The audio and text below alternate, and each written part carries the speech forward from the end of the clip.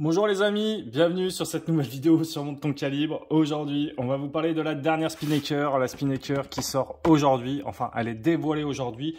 Sa sortie c'est le 9 septembre et c'est la Spinnaker SP5099, la As automatique. Alors As, c'est pas ce que vous pensez en anglais, je vous rassure tout de suite. Je vous fais rapidement un tour du carton, vous commencez à connaître. Tac, tac, tac, c'est les mêmes cartons à chaque fois chez Spinnaker. Alors, on les reçoit, ils sont quand même un peu défoncés, je tiens à le préciser. Je trouve que c'est pas oufissime. Alors forcément, c'est des cartons, les cartons comme ça, on les garde pas. Mais c'est vrai que Spinnaker, en tout cas pour moi, à chaque fois, il m'envoie via des FedEx enveloppes comme ça, entre guillemets. Et c'est vrai que les cartons s'usent quand même quand on les reçoit, ils sont déjà cabossés. Bref, c'est un petit détail, voilà, je le précise. On va tout de suite regarder ce qui nous intéresse, c'est-à-dire la montre. Donc, montre de plongée Spinnaker, la dernière. Vous allez découvrir ça ensemble. Tout d'abord, on retrouve la vraie boîte. Donc, vous inquiétez pas si la boîte en carton est un peu cabossée, c'est toujours les mêmes. Allez, hop, on passe à la bête. Petite notice, bon, je vous montre rapidement, mais voilà, allez, je montre ça rapidement. Tac, recto, tac, verso pour ajuster le bracelet pour la résistance. Bref, on met ça de côté et voici du coup la dernière plongeuse Spinnaker qui sort aujourd'hui même.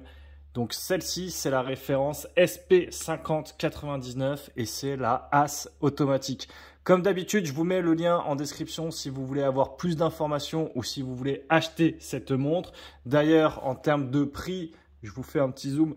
En termes de prix, cette montre, elle sort, si je dis pas de bêtises, dans les 400 €, 400 ou 425 €, quelque chose comme ça. Je vous mets le lien en description. Vous avez aussi un code promo si ça vous intéresse. Ça permet également de soutenir la chaîne. Donc, n'hésitez pas à passer par ce dernier. Voilà. Alors, cette montre, moi, je l'ai prise en jaune, mais il faut savoir qu'il y a plusieurs couleurs. Je vous laisserai aller voir sur le site puisque je ne me rappelle plus des couleurs. Je crois il y en a 5, il y en a une bleue, il y en a une noire. Enfin bref, moi j'ai pris la jaune. Cadran, ils appellent ça le safety yellow. Donc je trouve ça un petit peu marrant parce que forcément safety yellow, là on est sûr que la lisibilité est optimale. On va pas se tromper, il n'y a aucun risque. Donc safety yellow, elle me fait un peu penser aux vieilles montres de plongée un peu vintage qu'on voyait parfois en orange, etc. Et qui reviennent à la mode, qui reviennent de plus en plus à la mode. Donc c'est assez chouette. Alors en termes de dimensions, les dimensions, on est quand même sur une belle bête puisqu'il y a 43 mm de diamètre.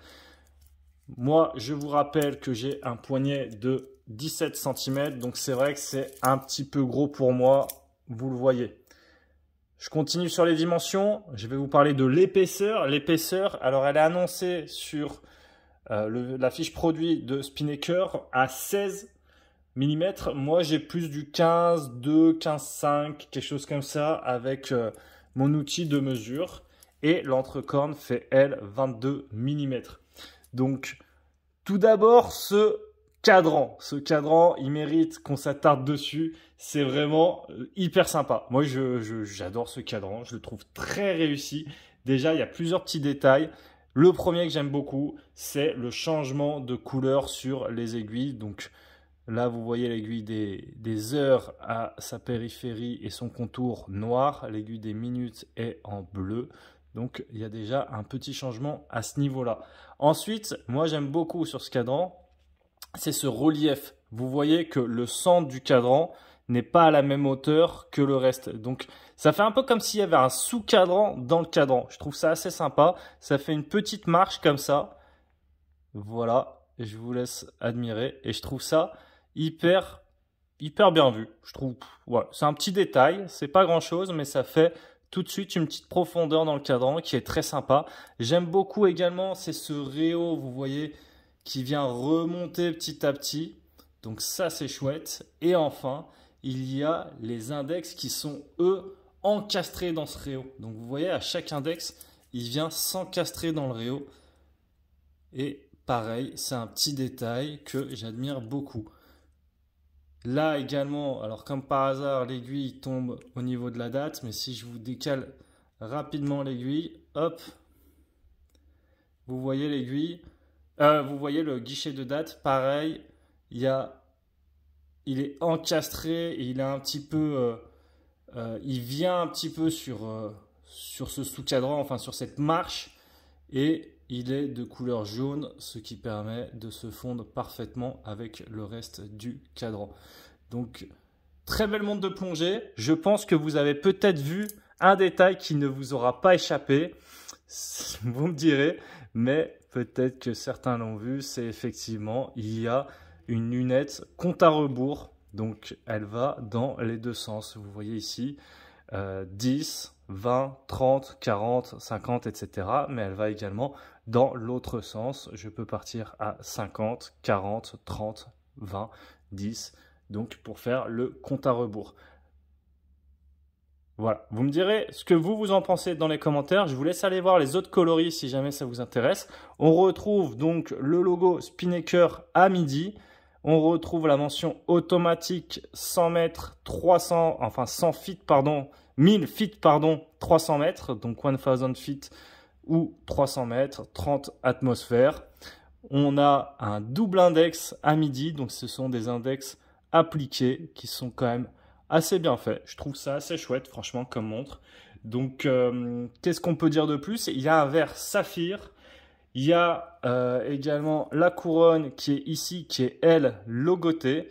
Et vous voyez, le crantage de la lunette, ici, permet, je pense, une bonne agrippe avec les ongles. Après, avec des gants de plongée ou quoi, je pense que c'est par contre un petit peu plus compliqué.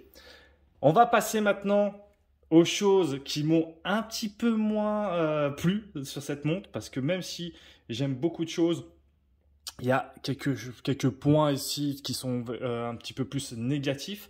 Et le premier, c'est son mouvement. Alors, le mouvement, c'est du NH16. Donc, NH16, c'est du mouvement Seco.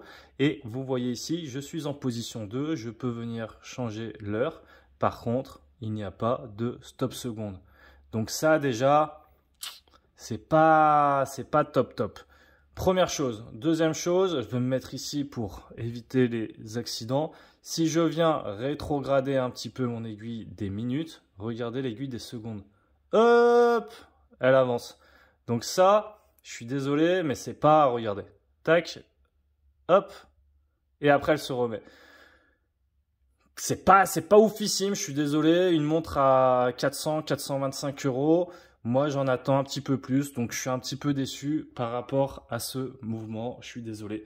Donc ça, c'est le premier point négatif que j'ai trouvé à cette montre. Et le second, c'est, j'en ai déjà parlé un petit peu, hein, mais c'est son épaisseur. C'est vrai que quelle que soit l'épaisseur, que ce soit les 16 mm qu'annonce Spinnaker ou les 15,2, 15,5 que j'ai trouvé moi, c'est vrai que c'est quand même assez épais. Après, je rappelle que moi, j'ai un petit poignet, donc forcément, dès que c'est un petit peu épais, bah, je le ressens beaucoup plus que peut-être quelqu'un d'autre qui aura un plus gros poignet dans les 19 cm. Mais voilà, grosso modo, les deux points un petit peu négatifs que j'ai trouvés. Je vais vous faire un petit passement de la date avec les aiguilles. Hop, voici. Et on a bien sûr la position 1 pour venir changer notre date. Donc là, on est sur le jour. Et si je tourne dans l'autre sens, je viens changer la date. Hop, je me remets à 10h10 pour plus d'élégance dans ce cadran. Je vais vous montrer le bracelet, je vais également vous montrer la lume qui vaut le détour et je finirai ensuite par la peser. Alors, au niveau du bracelet, c'est de toute manière les bracelets que l'on retrouve généralement chez Spinnaker, bracelet en acier.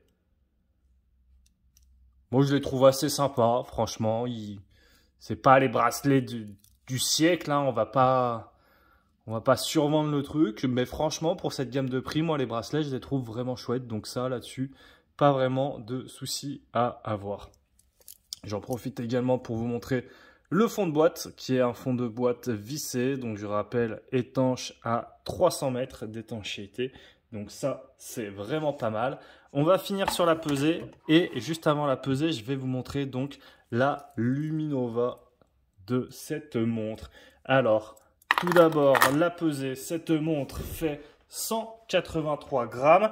Je précise que j'ai ici tous les maillons du bracelet parce que vu qu'elle est trop grande pour moi, je ne vais pas la garder. Je vais sûrement l'offrir à un copain. Et je finis avec ce test de lume. Voici donc. La lume est vraiment sympa. Là-dessus, il n'y a aucun souci à avoir, franchement. Vous voyez. Et même, hop, vous voyez avec la lunette tournante qui est bien éclairée elle aussi avec le marquage que vous pouvez voir actuellement sur 18 heures. Donc bonne lisibilité, ça c'est chouette. D'ailleurs, j'en profite pour un petit détail que j'ai pas encore montré. Mais si je viens remettre ma lunette à midi, peut-être que vous aurez trouvé de combien de clics il s'agit. Effectivement, si vous avez pensé à une lunette 120 clics, c'est que vous avez raison. En tout cas, voilà, je pense que j'ai fait le tour de cette montre. Moi, je trouve vraiment le look très sympa. Il n'y a rien à dire là-dessus. Seul regret, c'est au niveau du calibre qui, selon moi, pour 2022, ne passe plus tellement. Et malheureusement, j'ai un petit poignet, donc ce ne sera pas pour moi. Mais si vous êtes un petit peu plus fort de poignet, je trouve que c'est un bon choix avec un peu de couleur. Ça fait jamais de mal. Allez, ciao les calibrés!